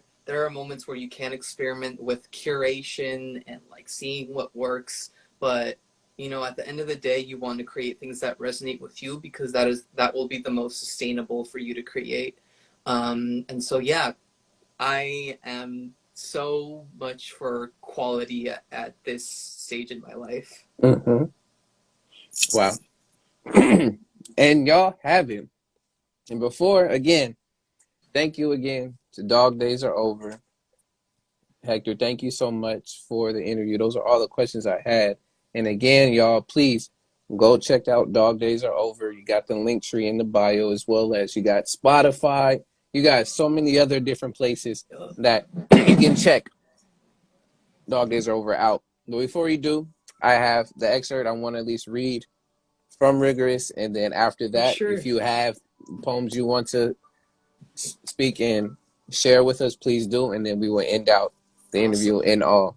So there's a lot that you have in there, because there are so many of them I read through and read, but I know one of them towards the end, from the second, it says second novel of Teeth, and that excerpt, Mm. which I know says 73, and this is what it reads. It says, I invert, ascend.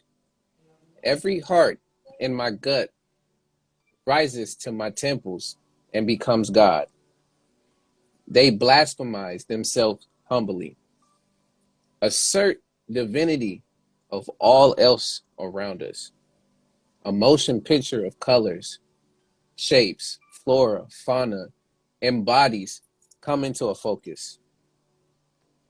When the sacred feminine holds the hand of my masculine body, a portal opens in my forehead. I become my own creator. I paint language. This queer neo-shamanistic ritual of creation. I thought that was really dope that I had to share with y'all Mm, just because it was a real, honestly, from all that you posted there on there, it just really summed up so much of that yeah. in that last piece right there. So that was powerful. Thank you so much. Yeah, that is from Ghost in the Dreamscape. It's a Mm. sacred text I created, inspired by this book, actually, Blood and Bajareke by Thea Monnier. Please check it out. It's so dope. Basically, as I mentioned, she sat with her ancestors for 30 days, and both living and have those who have transitioned, and she wrote about her experiences with each of them. And it's a sacred text full of poetry, and her it's basically like a magnus opum of hers, and she inspires us to do the same. And I read this book after I wrote that, but I still think it's inspired me to write that because, you know, going back to the spiral of the non-linearity, there are things in the future that can inspire me for things I've already created. It's like, oh, so Mm-hmm. like this still resonates with what I'm creating. So yeah, Ghost in the Dreamscape is something that I have not yet published. It's not at that point, but what I do feel like in its life right now that it can like do is it is a framework for opening other portals for me, and it's a tool that I use in my consultations that I'm Mm. gonna start implementing. Like I wasn't originally, but with the alchemic poetry workshopping, I feel like using that as like a material will really help other people. And like, yeah, that part that you read is just like a little section of that. And Ghost in the Dreamscape is only accessible either through my Patreon on the $15 a month tier or through booking an alchemic poetry workshop session with me, because Mm. it is just that sacred to me. Like I have not really found any other space for it as of now, and you know that's yeah, Yes. that's where it is. Beautiful. Beautiful. Thank you. Now, was there any pieces that you would like to share with us before we leave? Yes, there are. So Mm. I already know which ones are calling me out to the most because they're the ones that I like um perform a lot, Mm. because they just resonate with me that much that I can perform them like 20 times and still not get tired of them, because Woo. I feel like I just build a relationship with them each time a little more. And so the pieces I'll be sharing are self-portrait and oracularity. So self-portrait I wrote through, for those of you on the newsletter, if you saw it, you can see more of how I wrote self-portrait. I basically took a playlist and wrote to each section.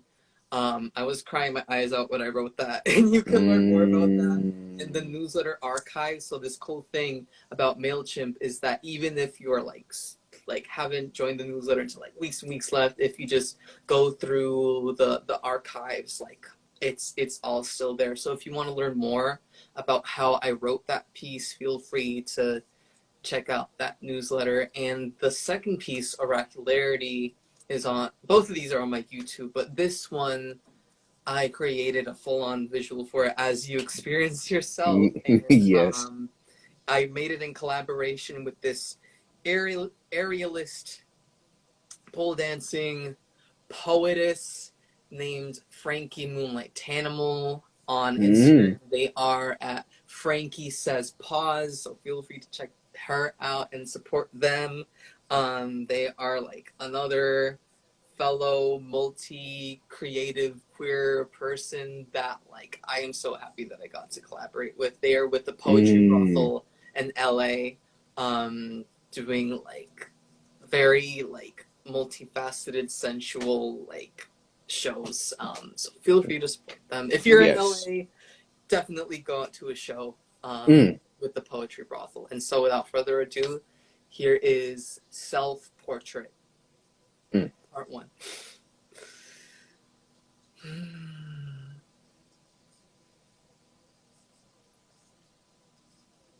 Wait. It's like, okay, I can imagine the first line, but I mix up oracularities sometimes because they're just those kinds of very juicy pieces. So, okay, the first line to self-portrait is... Okay, let me just... Do it. This is to demonstrate how much of, like, oracularity I've been really, like, going into that rabbit hole. Okay, so here we go. This is Self-Portrait Part 1 from my chapbook Strange Alchemy, out the 22nd of February. I'm dancing through the hallways of the house in my mind, looking for fluid darkness already flowing inside my own cathedrals. My body is not a temple. It is something much more divine, a breathing organism. Divinity, my cells hold amount to more than my own soul. Do they?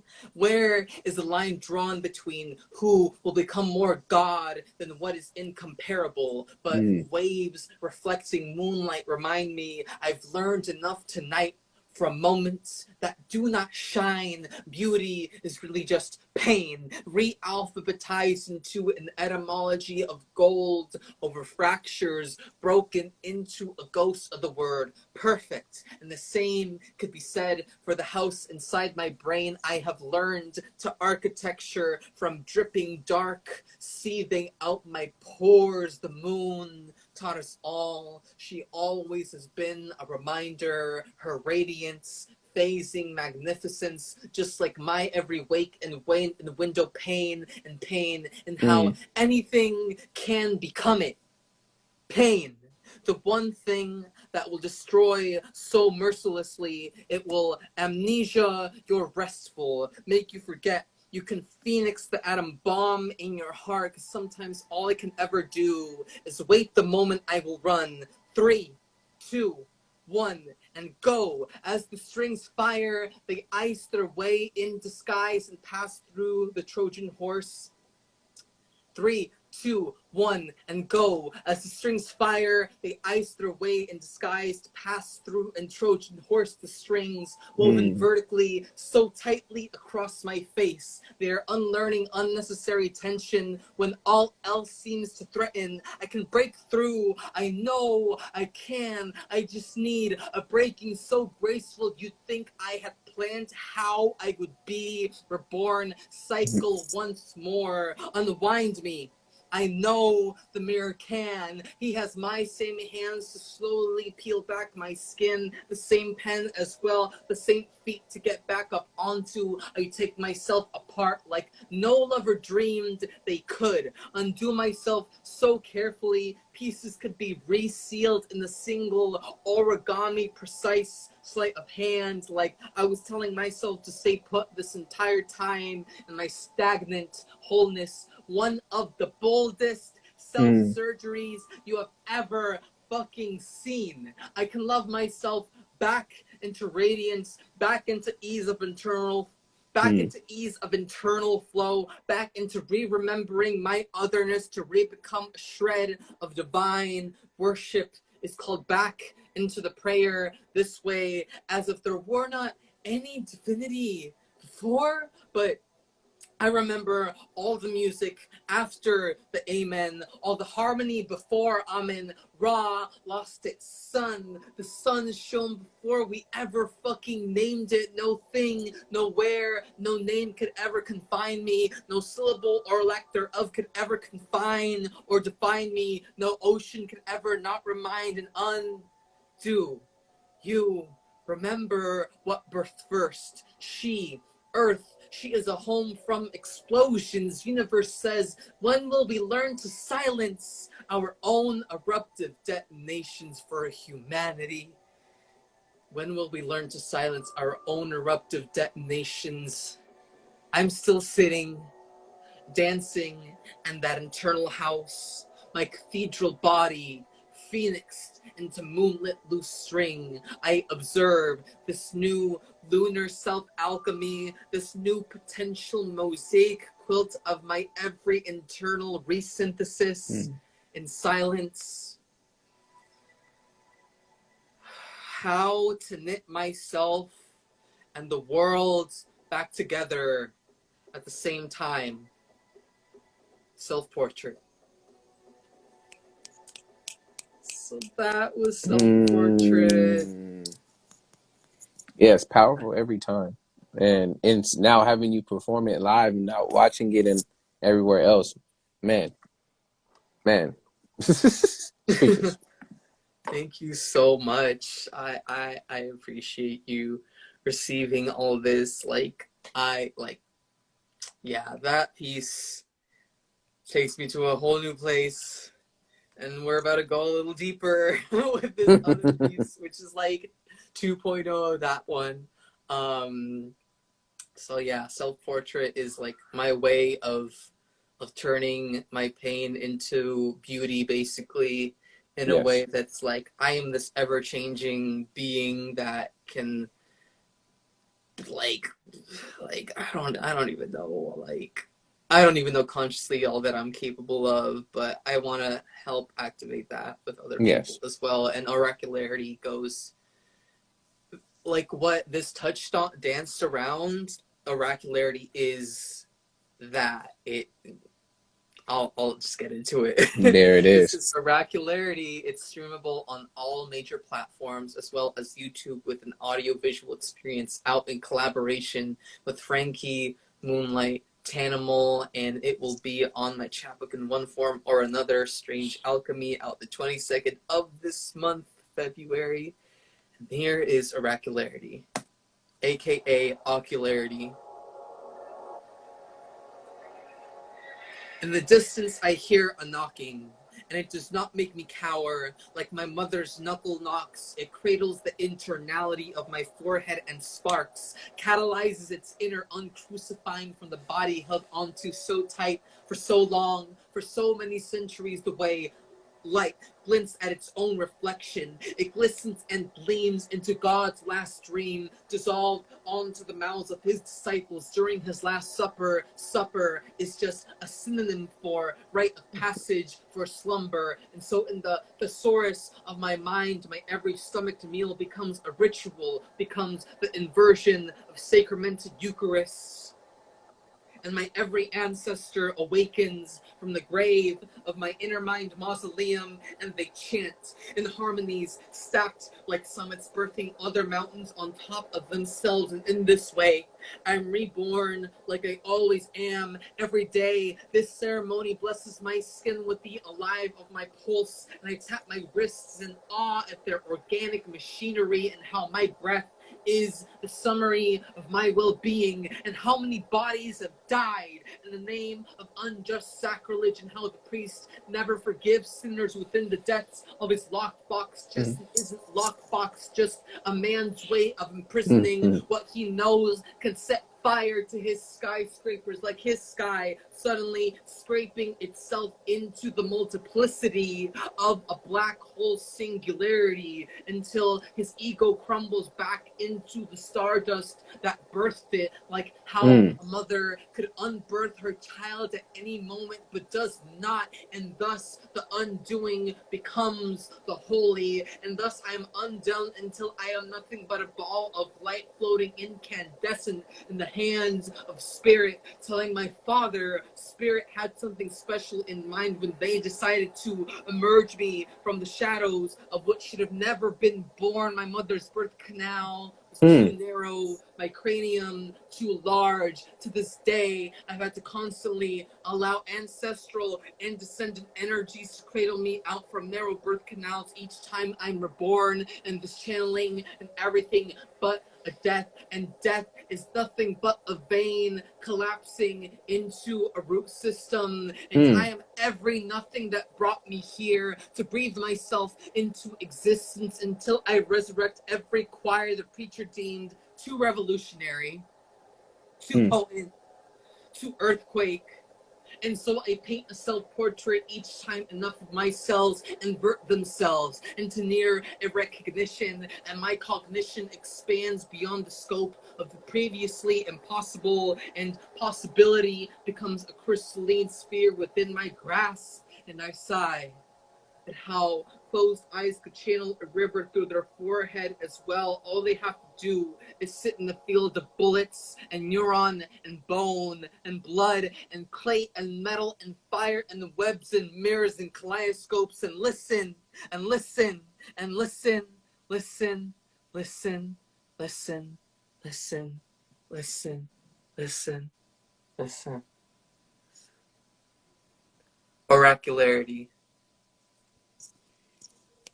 Woo! Man. Again, another a beautiful and powerful piece, and there's so much there. Like, again, and if y'all go and see the visual experience with it too, yo, that's on a whole nother different level. Not only the visuals, but hearing the words at the same time.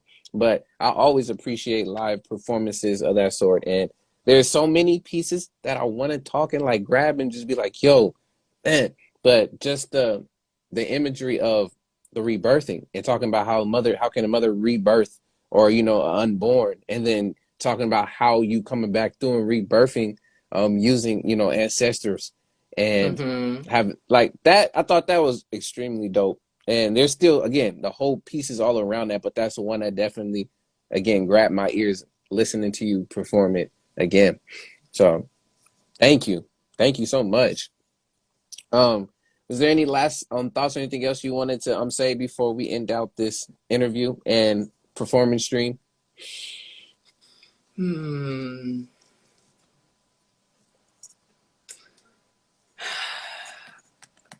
I could go on, and I'm gonna just close out here. So if anyone watching in the present and or in the future would like to dive deeper into this work with me and join my community, you can buy the book Strange Alchemy out on the 22nd of this month of February. You can join my newsletter. It's in my bio link on my Instagram, which is dogdaysareover_Hector C. In my Patreon, there's a special for heavy discounts on creative coaching. If you sign up for the $15 a month tier, it includes the Ghost and the Dreamscape manuscript at almost 8K words, Mm. and I'm going to be putting in there my Seedlings albums soon. It'll include a 20-minute creative coaching consultation every month, and like, wait, I was going to go somewhere. So there's not just the 15, there's a $5 month. So 15 is like, whoa, okay.